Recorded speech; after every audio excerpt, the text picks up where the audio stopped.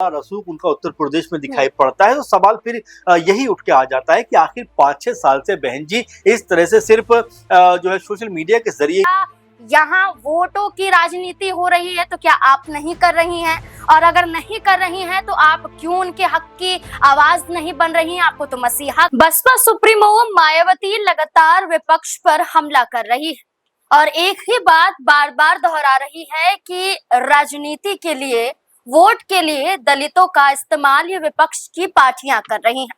लेकिन सवाल बसपा सुप्रीमो मायावती पर भी उठता है कि अन्य राज्यों को तो छोड़िए, आप उत्तर प्रदेश में ही दलितों की आवाज नहीं बन रही हैं। ऐसे कई मुद्दे उत्तर प्रदेश में देखे गए जहां बसपा सुप्रीमो मायावती ने अपनी चुप्पी साधी।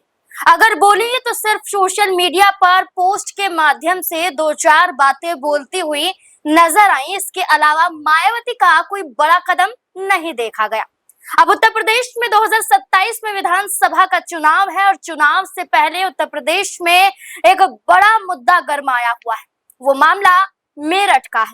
लगातार इस पर चर्चा हो रही है। बीते दिनों भी चर्चा की गई, लेकिन इस बार चर्चा का केंद्र बन जाता है चंद्रशेखर आजाद का वो कदम, जिसके बाद कहीं ना कहीं बसपा के अंदर खलबली मच चुकी है। और तभी चंद्रशेखर आजाद को मगरमच्छ कहा जा रहा है। न सिर्फ मगरमच्छ बल्कि मायावती उन्हें कहती हुई नजर आ रही हैं कि मगरमच्छ के आंसू बहाने का काम चंद्रशेखर आजाद और तमाम विपक्ष की पार्टियां कर रही हैं। नाम नहीं लेती हैं लेकिन हमला जरूर करती हैं। अब इसी से जुड़े हुए सवाल हैं कि आखिरकार ललिता हत्याकांड में क्या कुछ आगे देखा जा रहा है, क्या कुछ जांच हो रही है, किसकी गिरफ्तारी हुई है और इस मामले में विपक्ष का क्या कदम रहा और सरकार का क्या कदम रहा और मायावती का क्या कदम रहा। और इन्हीं तमाम सवालों को लेकर चर्चा करेंगे और जवाब जानने की कोशिश करेंगे। हमारे साथ हमारे वरिष्ठ सहयोगी अमन जी मौजूद हैं। सर, इस मुद्दे पर हमने बीते दिनों देखा हंगामा हुआ, जहां चंद्रशेखर आजाद मुलाकात करने जाते हैं पीड़ित परिवार से। अब मुलाकात तो हो जाती है, लेकिन उस दौरान हमने यूपी पुलिस और चंद्रशेखर आजाद के बीच में तीखी नोकझोंक भी देखी।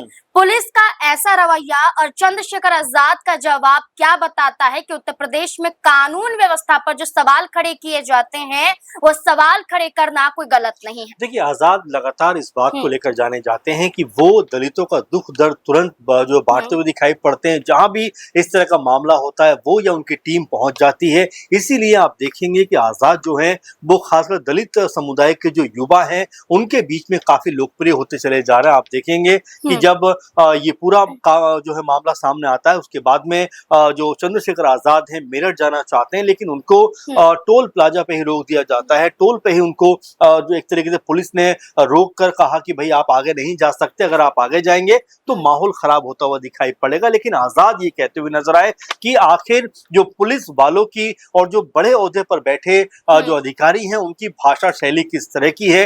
वो ये कहते हैं कि ये सड़क आपके बाप की है। उसी बात को लेकर आजाद यहाँ पर कहते हैं कि ये आपके बाप की सड़क है क्या? ये जनता के गरीब पैसे की कमाई है, उसकी बनाई हुई सड़क है और आप ऐसी भाषा का इस्तेमाल कैसे कर सकते हैं? इस तरह की बातें आजाद वहां पर कहते हुए नजर आए। आजाद ये भी कहते हुए नजर आए कि हमारे ही बच्चों पे, हमारे ही कह सकते समुदाय के लोगों पे, चाहे दलित हो, चाहे मुस्लिम हो, चाहे आदिवासी हो, उनके ऊपर लगातार जो है इस तरह की वारदात सामने आती है कि या तो उनकी बेटियां गायब हो जाती हैं या उनके युवाओं की हत्याएं हो जाती हैं। लेकिन पुलिस जो है वो लीपापोती करते हुए दिखाई पड़ती है। वो सीएम योगी पे भी निशाना साधते हुए दिखाई पड़ते हैं कि उनसे तो अब हम उम्मीद हार चुके हैं कि वो दलितों को लिए कोई पहल नहीं करने वाले। अब इस तरह की बातें आजाद रखते हुए दिखाई पड़ते हैं, जहां पर ऐसा लगता है कि वो जो दलित समुदाय है उनकी आवाज बनना चाहते हैं। वो जो सर, जो दलितों की आवाज चंद्रशेखर आजाद दिखाई दिया जा रहा है कि बन रहे हैं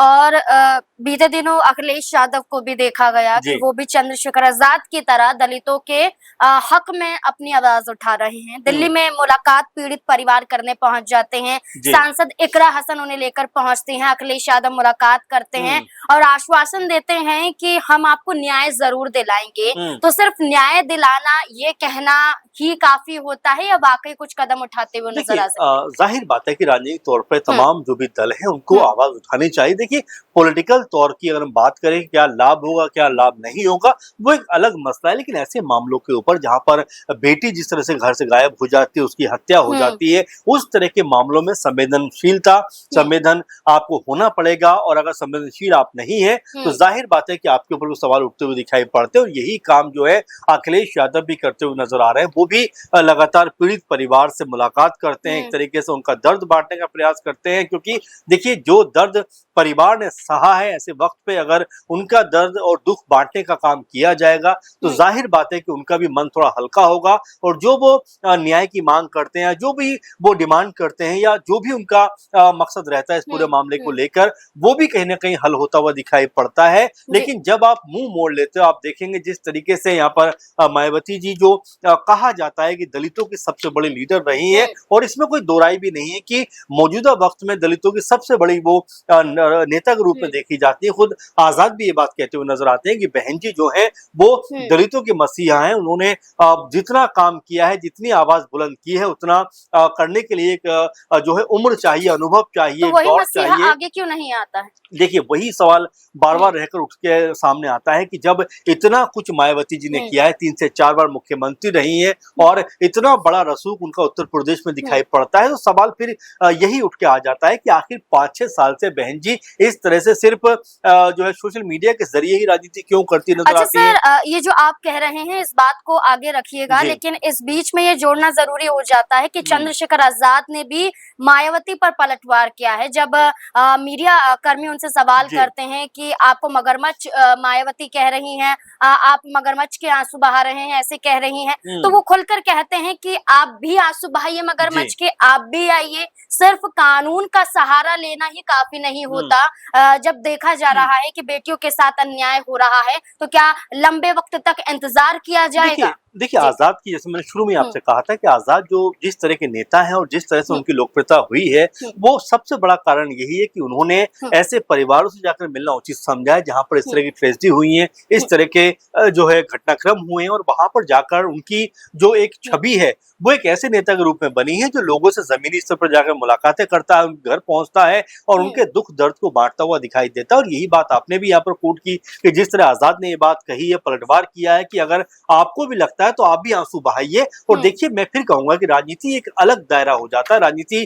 करने के और बहुत सारे माध्यम तरीके हो सकते हैं, लेकिन यहाँ पर एक बहन बेटी अगर किसी परिवार की 20-21 साल की अगर युवती की हत्या होती है तो बिल्कुल ये बहुत बड़ा सवाल है कानून व्यवस्था पे भी और तमाम तरह से कि आखिर इस तरह की हिम्मत किसी कैसे हो जाती है कि किसी की कोई हत्या कर देता है। और इसमें सरकार के ऊपर भी सवाल उठते हुए दिखाई पड़ते हैं, लेकिन मायावती जी बजाय सरकार पर सवाल उठाने के वो आजाद के ऊपर सवाल उठा रही है, जो अपने आप में कई तरह के सवाल भी खड़े करता है कि क्या वाकई में मायावती जी, जिनको ये भी कहा जाता है कि क्या वो बीजेपी की बी टीम बनकर काम करेगी, कई दफा उनके बारे में ये बात निकलकर सामने आई है। और अगर हम देखें तो उत्तर प्रदेश की एक समय सबसे मजबूत लीडर वो रहा हुआ करती थी, लेकिन अगर इस वक्त हम देखें तो महज उनका एक विधायक नजर आता है, सांसद तो न सिर्फ उत्तर प्रदेश में बल्कि पूरे देश में उनका एक भी सांसद नहीं है। तो अब उनको सोचने की जरूरत है कि पार्टी को किस दिशा और दशा में लेकर जाना है। अगर इसी तरह की राजनीति करती रही, इसी तरह की बयानबाजी करती रही, तो आने वाले चुनाव में भी उनको कोई बहुत बड़ा फायदा मिलता हुआ नजर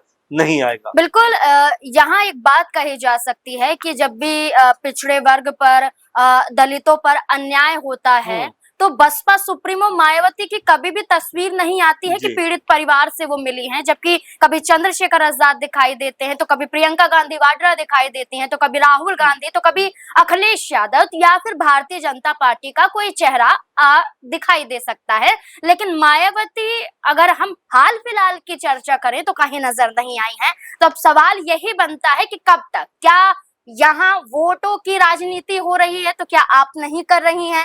और अगर नहीं कर रही हैं तो आप क्यों उनके हक की आवाज नहीं बन रही हैं? आपको तो मसीहा कहा जाता है। ये हम कुछ नहीं कह रहे हैं, बल्कि ये बातें निकलकर सामने आ रही हैं और जनता मांग कर रही है कि खुलकर विपक्ष की तमाम पार्टियों को एक साथ आना चाहिए ताकि दलितों की आवाज बुलंद हो पाए और जो भी अत्याचार हो रहे हैं इनसे कहीं ना कहीं उन्हें छुटकारा दिलाया जाए। अब इस पूरे मुद्दे को लेकर आपको क्या लगता है? आप अपनी राय कमेंट सेक्शन में जरूर दें। धन्यवाद।